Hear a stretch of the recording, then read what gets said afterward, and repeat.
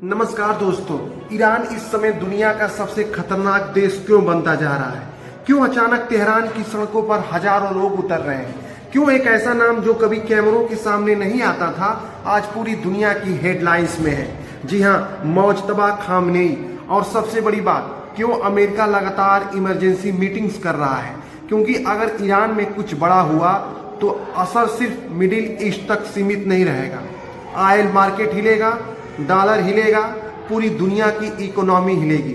लेकिन कहानी यहाँ और डेंजरस हो जाती है दोस्तों, क्योंकि इस बार लड़ाई सिर्फ मिसाइल्स की नहीं है। इस बार लड़ाई नैरेटिव की है, प्रोपेगेंडा की है, पावर ट्रांजिशन की है और उस इनविजिबल वार की है जो आम लोगों को दिखाई नहीं देती। मिडिल ईस्ट दुनिया का वो इलाका जहाँ शांति हमेशा टेम्परोरी लगती है। एक चिंगारी और पूरी दुनिया टेंशन में आ जाती है। और इस बार वो चिंगारी है ईरान। पिछले कुछ महीनों में ईरान के अंदर अचानक पॉलिटिकल मूवमेंट तेज होने लगा है। सपोर्ट रैलीज दिखाई देने लगी है, सड़कों पर भीड़ उतरने लगी है और इन सब के बीच एक नाम सबसे ज्यादा उभर कर सामने आया, मौजतबा खामनेई। बहुत से इंटरनेशनल एनालिस्ट मानते हैं कि ईरान की सबसे पावरफुल मिलिट्री फोर्स IRGC के अंदर उनका इन्फ्लुएंस काफी मजबूत है। अब अगर किसी देश में मिलिट्री इन्फ्लुएंस और रूलिंग फैमिली एक साथ दिखाई दे तो दुनिया अलर्ट हो जाती है। लेकिन असली खेल यहाँ शुरू होता है दोस्तों, क्योंकि ईरान सिर्फ अपने देश के लिए इंपॉर्टेंट नहीं है, ईरान कंट्रोल करता है मिडिल ईस्ट की सबसे सेंसिटिव जियोपॉलिटिकल पोजीशन को। और सबसे बड़ा हथियार क्या है? ऑयल।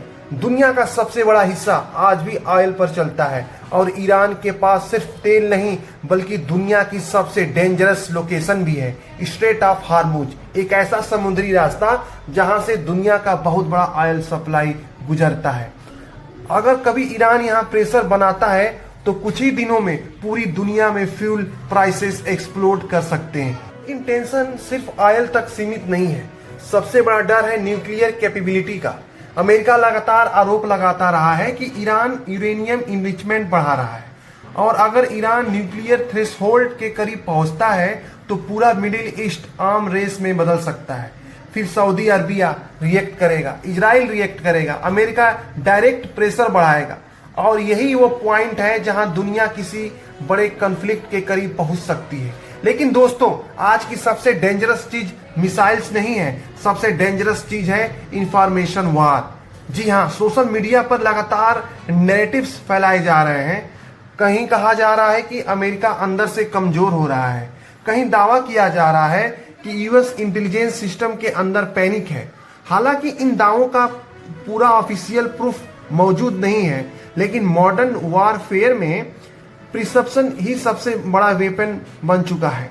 अगर लोग डर जाएं, मार्केट्स पैनिक कर जाए, अगर दुनिया अनसर्टेनिटी में चली जाए तो बिना गोली चलाए भी डर पैदा किया जा सकता है और शायद यही इस समय सबसे बड़ा खेल है।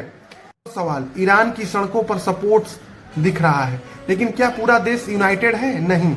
यही चीज इस सिचुएशन को और डेंजरस बनाती है, क्योंकि ईरान कई सालों से इकोनॉमिक सेक्शंस, इन्फ्लेशन और प्रोटेस्ट से गुजर रहा है।